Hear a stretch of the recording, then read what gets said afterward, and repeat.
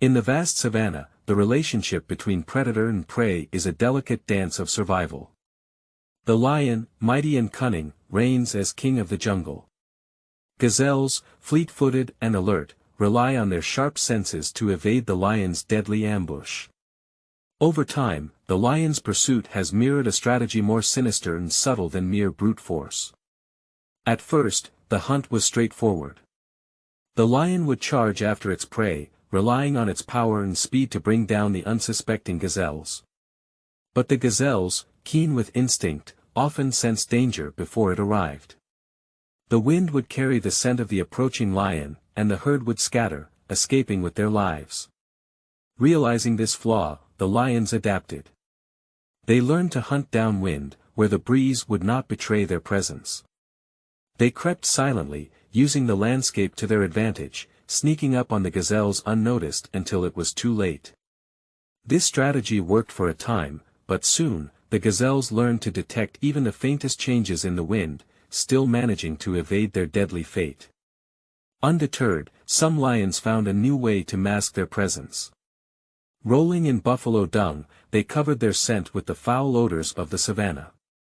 The gazelles, confused by this unfamiliar smell, were caught off guard.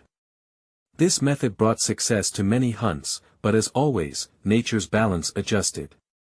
The gazelles adapted once more, becoming wary of strange scents in their environment, knowing danger might still lurk behind the mask. But the most cunning of the lions evolved again. These lions understood that the key to victory lay not just in masking their scent but in blending it so deeply into the environment that it would no longer be a warning.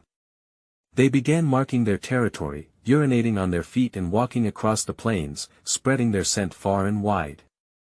Soon, the entire territory smelled like lion. The gazelles, surrounded by this constant odor, could no longer tell when a lion was near and when it was far. The scent had become a normal part of their world. And in that familiarity, they were trapped.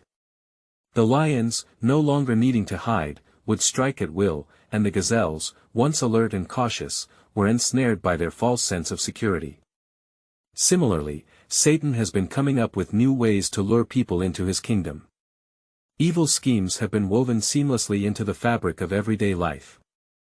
We find it in unexpected places, in children's cartoons, where innocence is slowly tainted with distorted values. In hit music, catchy melodies mask lyrics that glorify selfishness, greed, and immorality. The latest movies push boundaries, normalizing behaviors once considered unacceptable, blurring the lines between right and wrong. And then there's social media, where trending topics, viral videos, and influencers often celebrate vanity, materialism, and division, all wrapped up in the pursuit of popularity and fame. The constant exposure dulls our senses, making it harder to recognize where darkness has crept in. What was once alarming now seems like part of the background noise, much like the gazelles that became accustomed to the constant smell of the lion. 1 Peter 5 verses 8-9 warns us to be sober-minded and alert. Your adversary the devil prowls around like a roaring lion, seeking someone to devour. Resist him, standing firm in the faith.